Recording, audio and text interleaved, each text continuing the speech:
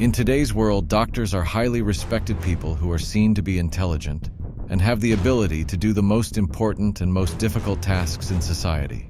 Think of surgeons who do heart transplants and brain surgeries.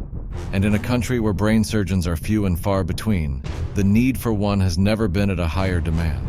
With brain surgery being a highly complicated procedure, the room for error is very limited.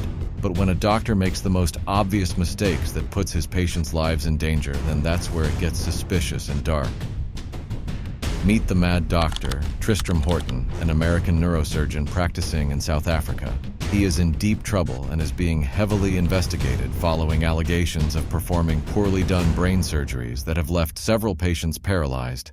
He's a very disturbed individual. He's very, very dangerous. But before we get into it, go below, smash the subscribe button, and ring the notification bell. Never miss any upcoming videos. Originally from Arizona, USA, Horton has been practicing in South Africa for several years, operating out of facilities such as Mediclinic Newcastle. But who is this mad doctor, and how did he manage to make his way onto the South African medical field? And what has he done to warrant the title Mad Doctor? Keep watching and you'll be shocked at what this guy has done. Tristram Horton did his medical training, or what is known as a fellowship, in Penn State University in Pennsylvania, and did his second neurosurgeon training in Detroit at the University of Michigan. And then in 2013 in Arizona, he became a director of the Neurosurgeon department in one of the state's top medical groups, the Banner Medical Group. So why did he leave the most prestigious institution and one of the most highest paying jobs in the USA to come to a state-owned hospital in South Africa? I inquired about why he wanted to come from the USA. He said no, his mother is very ill in South Africa, and that's why he was coming here. I got a bit nervous when I see someone from the institute that he quotes me he was from. It's a very prominent institute in the USA. I would find it hard to imagine that if you had been there, you would want to come and work in a state hospital in South Africa. That is suspicious. Well, back in 2013 when he was still in Arizona, some of the hospital staff where he worked occasionally complained about his aggressive, irrational, and hostile behavior towards them, so a drug test was done, and the tests came back saying Dr. Horton was found positive for cocaine use.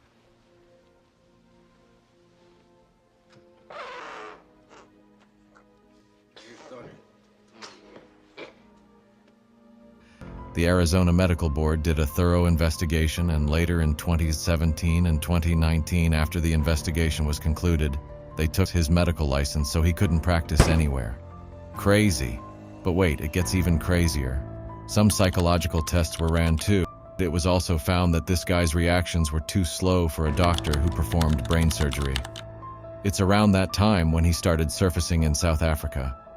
But how was he able to work in South Africa without a medical license? We'll get to that later, but first let's look at the victims of this mad doctor. An elderly woman named Marcia Cronje. She kept experiencing seizures because she had a brain tumor, so she went to have surgery in October 2023.